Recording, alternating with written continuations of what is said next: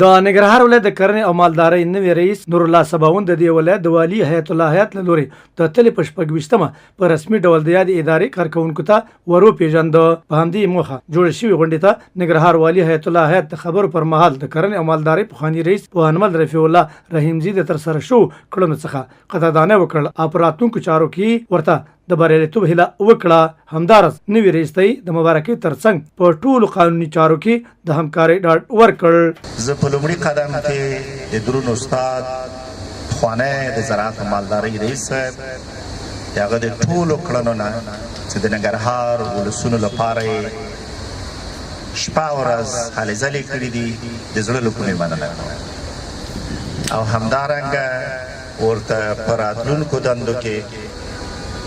که په هر ځای کې وي که په ننګرهار کې وي که د شخصي دندې وي که دولتي وي موافقت غواړم. همدارنګه نوي رئیس صاحب ته سباوون صاحب ته د زړه له تله ښه راغلاست وایم او اطمینان ورکوم چې د تاسې د آمر نه بلکې د تاسې د یو همکار په صفت به د ننګرهار ولسونو لپاره شپه ورځ خدمت کوم. نوموړي همدارس نوي رئیس ته سپارښتنه وکړه چې د دې ولایت د کرنې او مالدارۍ ریاست لپاره د پخوانیو تجربه لرونکو او د ریاست د نورو کارکوونکو په همکارۍ منظمه ستراتیژي جوړه او له مخې په اساسي ډول د دې ولایت کرنې او مالدارۍ ته وده ورکړل شي. د ما هیله دا ده چې نوی رئیس د خپلو همکارانو سره د موږ په مرسته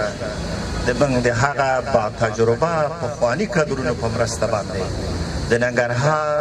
د زراعت او مالدارۍ دپاره یوه واقعي ستراتیژي جوړه کړي تر څو واقعا ننګرهار د زراعت او مالدارۍ په برخه کې په پښو ودرېږي. موږ په مقطعي او وړو پروژو باندې نشو کولی چې افغانستان د ځان بساینې خواته ویسو. لازمه ده تر څو په بنسټیزه او ستراتیژیکو اوږدمهاله پروژو باندې فکر وشي. نو په دې اړوند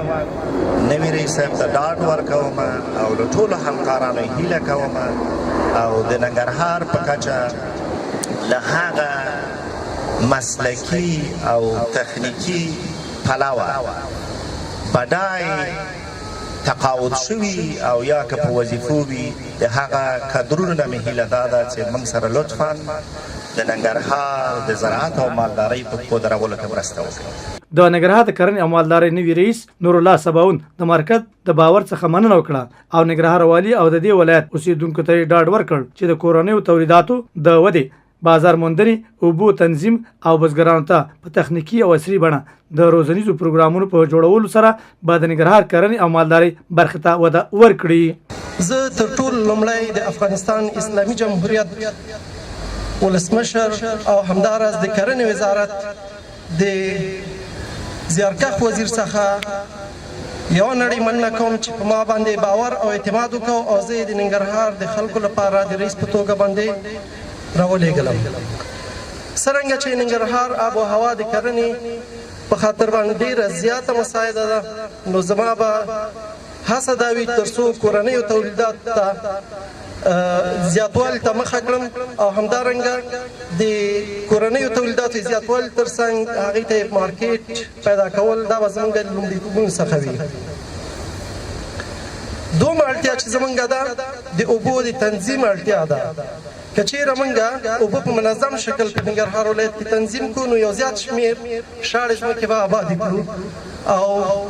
زیات حاصل به دهقانان د هغه ځمکو څخه لاسته راوړي چې دا د هېواد په خودکفایۍ کې